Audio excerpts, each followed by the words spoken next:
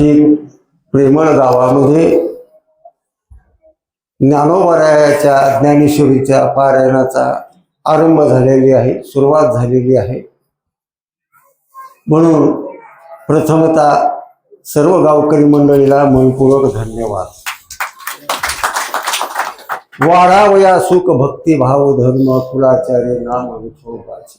गावगाव ही भक्ती, हे ज्ञान, पांडुरंगाचं नाव आणि साधू संतांची जी काही ग्रंथ संपदा आहे, त्यात जे काही आपल्या हिताचं, आपल्या उद्धाराचं चिंतन आहे, अशा ग्रंथाची आपल्याकडून सेवा घडावा या उद्देशाने आपल्या ह्या पवित्र गावामध्ये ज्ञानोबरायाची ज्ञानेश्वरीचं पारायण सुरुवात झालेलं आहे।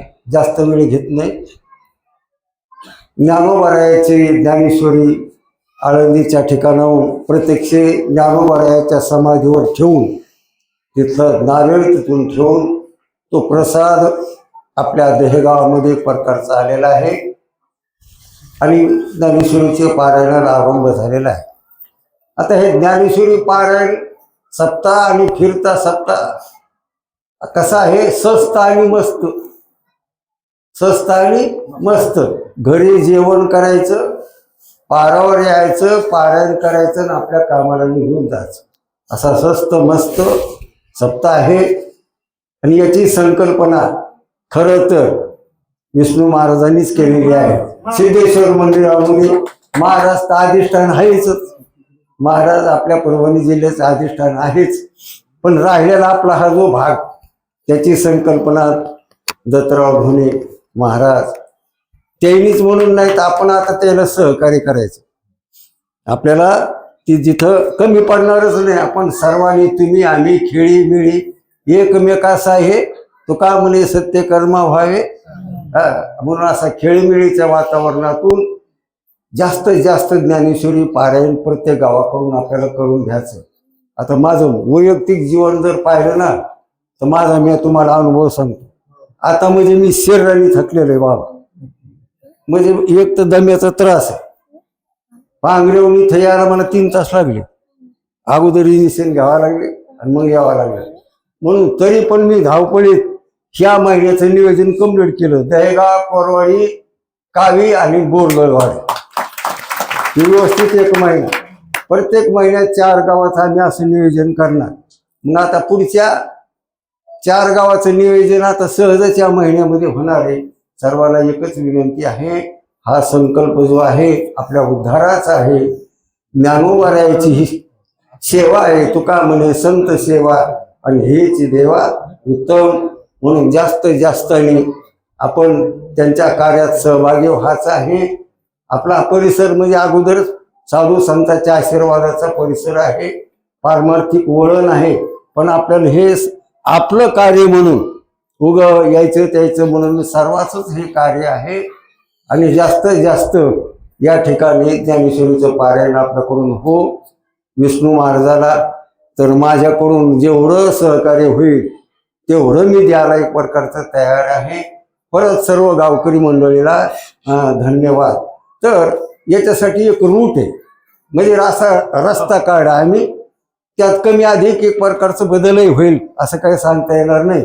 म्हणून असं रूट आहे, थोडक्यात त्याची कल्पना देतो थोडक्यामध्ये, बरं काय, त्याच्यात कमी अधिक पुढं वाटचाल बदल होईल। ऐका, दहेगाव, कोरवाडी, कावी, बोरगळवाडी, धानोरा, वडी, वाघी, घागरा, कवडा, आसोला, धमधम, हंडी, वजर, सायखेडा, बेलखेडा, उमरज, सांगी, संक्राळा, कुंभेफळ, कोल्पा, करंजी, बामणी, आंबरवाडी, कवठा, अंगणगाव, येलदरी, केहाळ, मानकेश्वर, शेवडी आणि तिथून पुन्हा भोशी, पिंपळगाव, कुऱ्हाडी, सावरगाव, नंतर मामनगाव, मोहाडी, जांभरुण, कान्हा, बेलोरा, कवठा, दगडचोक मोळा,